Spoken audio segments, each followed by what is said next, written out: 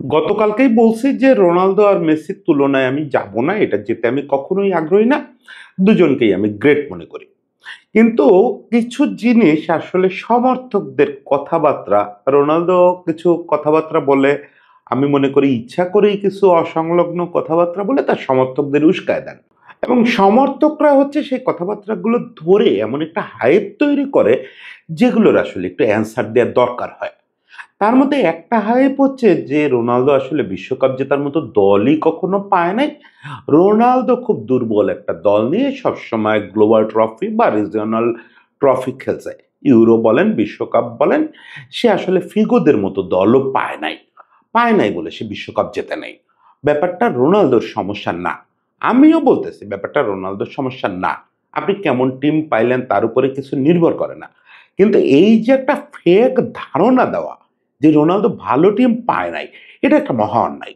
মহা অন্যায়। রোনালদো পর্তুগালের ইতিহাসে সবচেয়ে ভালো টিমটা এই গত বিশ্বকাপেও নিয়ে নামছিল।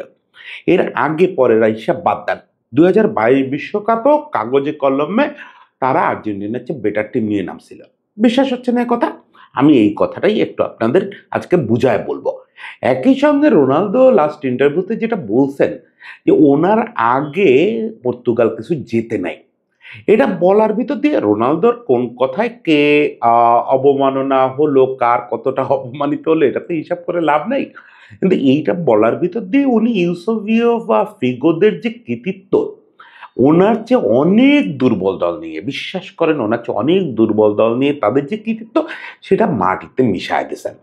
সেইটা দিয়েই একটু শুরু করব যে আসলে রোনালদো যে দল পাইছেন সেই তুলনায় ওনার আগের পূর্বসূরীরা কত সুন্দর ফলাফল দিয়ে গেছে। শুরুতে আমি একটু পর্তুগালের হিসাবটাই বলি যে রোনালদো পর্তুগালের তুলনায় কেমন দল পাইছেন, এবং তিনি যে বলছেন যে তার আগে পর্তুগাল কিছু জেতে নাই, এমন একটা ভাব যে তার আগে খুব ভালো দল ছিল, তার হাতে খুব ভালো দল থাকে নাই। প্রথমত ইউসেবিও যখন পর্তুগালের সেমিফাইনালে তুললেন, ওই দলটা কিচ্ছু ছিল না। ইউসেবিও ছাড়া ওই দলটা কিচ্ছু ছিল না। অলমোস্ট কেউ ইউরোপের টপ ফ্লাইট খেলোয়াড় ছিল না। ইউসেবিও যে ছিলেন এটা আসলে তো আমরা ওই বিশ্বকাপের ভিতর দিয়ে জানতে পারছি, বা কারণ উনি তো এই যে ইংল্যান্ড, তারপরে স্পেন, ইতালি, ফ্রান্স এসব জায়গায় মাতাচ্ছেন না তখন। সেক্ষেত্রে আমরা বলতে পারি পর্তুগাল আসলে ইউসোবিয়ার একক নৈপুণ্যে বা অনেকটা আনএক্সপেক্টেড ভাবে দুর্দান্ত একটা রেজাল্ট এনে দিচ্ছেন ইউসোবিও। সেই রেজাল্টটাকে তো আমাদের সেমিফাইনাল, ওই যে দল, ওই দল নিয়ে সেমিফাইনাল খেলা 66, এটা অতি মানবীয় ব্যাপার, অতি মানবীয় ব্যাপার। যদি রোনালদো তার এই টিম নিয়ে ব্রুনো ফার্নান্দেজ টার্নান্দেজ এদের নিয়ে 3টা বিশ্বকাপ জেতেন, তাও ইউসোবিয়ার ওই সেমিফাইনালে সমান হবে না। উনি নিজেই বলছেন 7 ম্যাচের ট্রফি দিয়ে মানুষের শ্রেষ্ঠত্ব নির্ধারণ হয় না। একই রকম 7 ম্যাচের ট্রফি দিয়ে দলেরও শ্রেষ্ঠত্ব নির্ধারণ হয় না।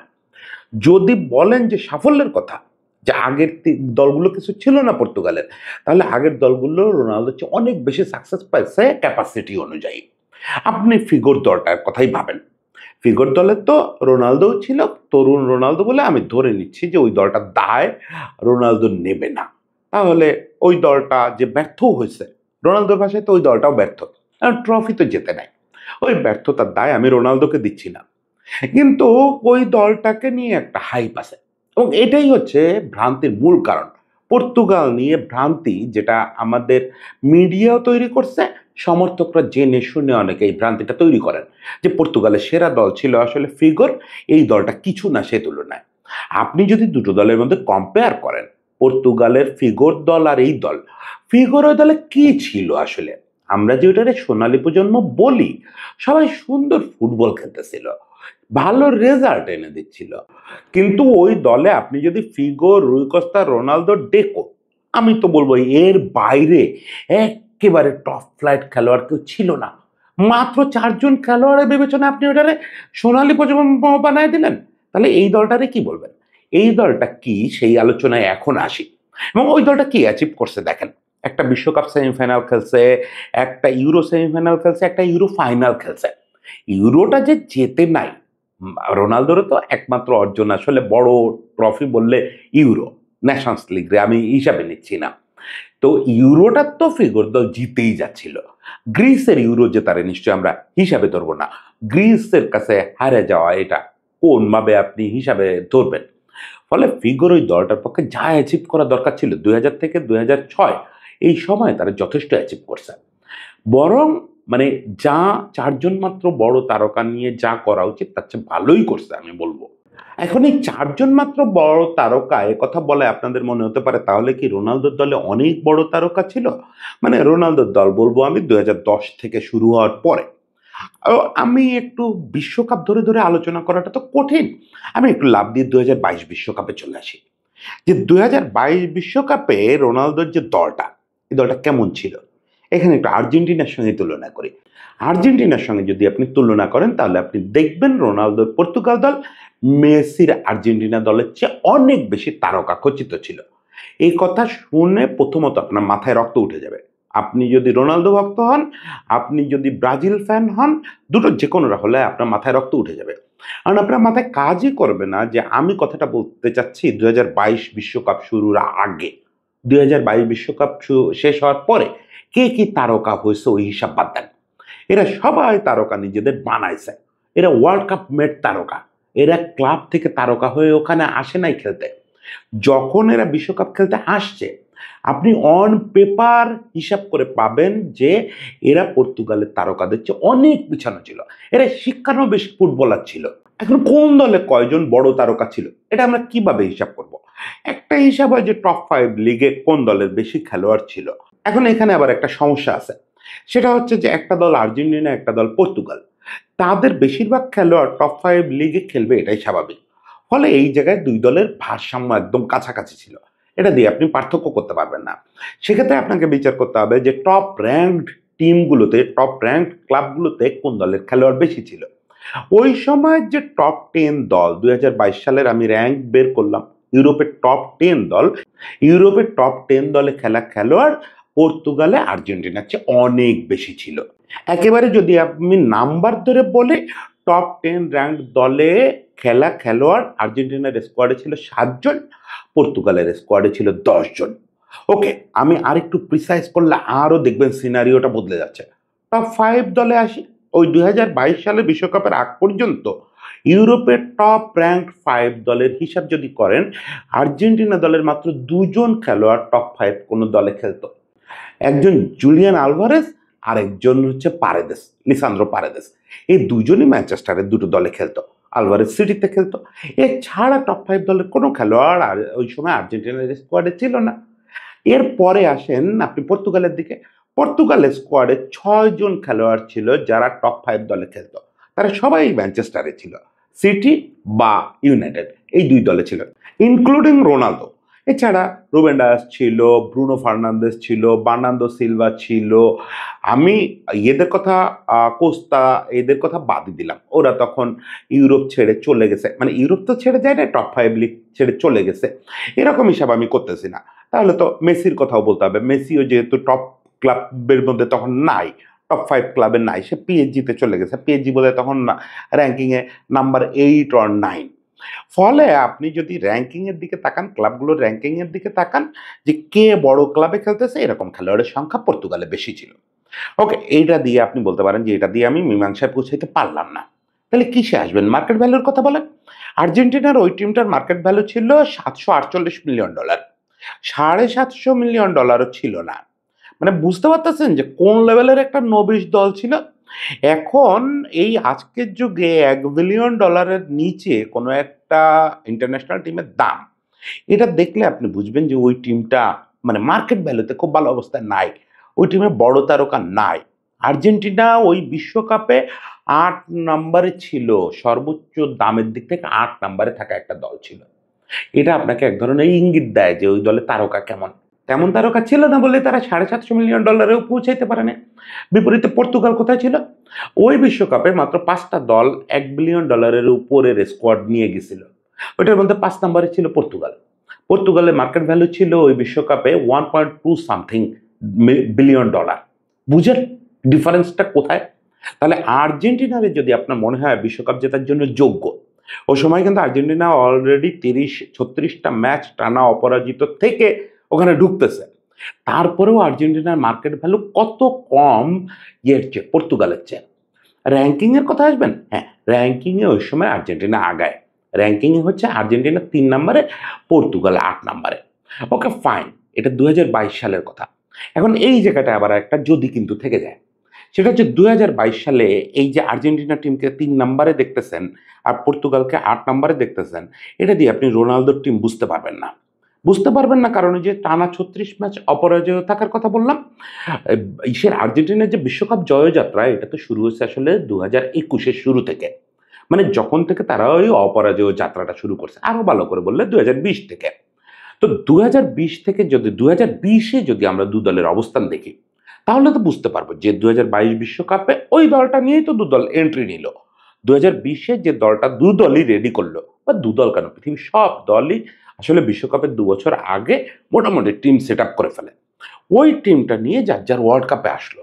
2020 সালের সর্বশেষ যে র্যাঙ্কিং ফিফা প্রকাশ করলো, সেটাতে আমরা দেখতে পাচ্ছি যে আর্জেন্টিনা আছে 7 নম্বরে আর পর্তুগাল 5 নম্বরে আছে।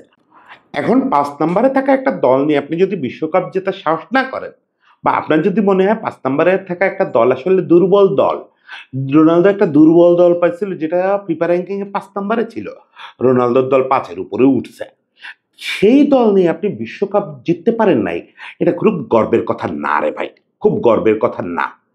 আমি বলি যে আপনার সঙ্গে আমি খুবই একমত যে এই 5-7 ম্যাচের একটা টুর্নামেন্ট, এটা জিতে আসলেই শ্রেষ্ঠত্ব নির্ধারণ করা যায় না।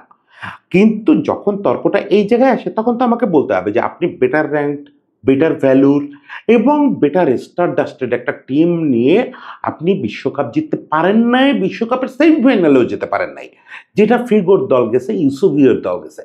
বিপরীতে আপনি যাকে কম্পিটিটর মনে করতেছেন, মানে আমি রোনালদোকে বলতেছি না, রোনালদো ভক্তদের বলতেছি, যে আপনারা যাকে কম্পিটিটর মনে করতেছেন, সেই মেসি একটা শিক্ষানবিশ দল, যে দলটা র্যাঙ্কিংয়ে পিছায়, যে দলটা মার্কেট ভ্যালুতে পিছায়, যে দলটা তারকায় পিছায়, সেই দলটারে নিয়ে মেসি বিশ্বকাপ জিতছে। অবশ্যই মেসির এখানে গ্রেটনেস আছে। আর শুধু তো ওই মাঠে গিয়ে ম্যাজিক করলাম আর জিতে গেলাম তা হয় না, এখানে ডিফারেন্স তো কিছু থাকেই। লিডারশিপের ডিফারেন্স থাকে, লাকের ডিফারেন্স থাকে, খেলার ডিফারেন্স থাকে। হ্যাঁ, লাক, খেলা এগুলো আমি মেনে নিচ্ছি যে আপনার টিমমেটরাও হয়তো ওই সময় ফর্ম হারাইছে। রোনালদো তো বিশ্বকাপে কোনোদিনই ফর্ম পায় নাই, সে কোনোদিন নকআউট স্টেজে একটা গোলই করতে পারে নাই।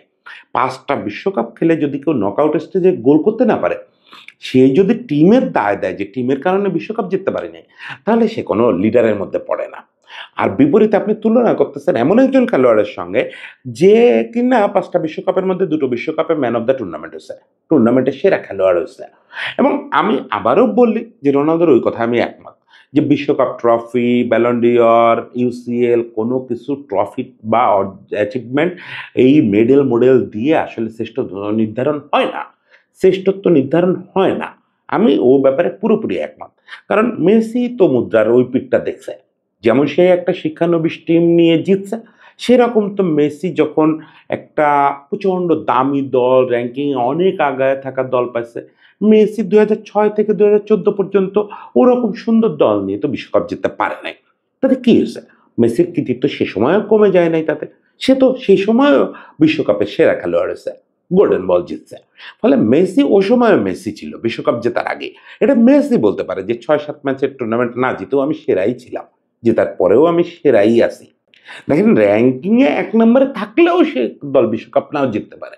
আর্জেন্টিনাই তো 2002 সালে 1 নম্বর দল হিসেবে বিশ্বকাপ খেলতে গিয়ে ফার্স্ট রাউন্ডে বাদ পড়ছে, সেটাতে অন্যায় কিছু নাই, সেটাতে ওই টিমটা ছোট হয়ে যায় না।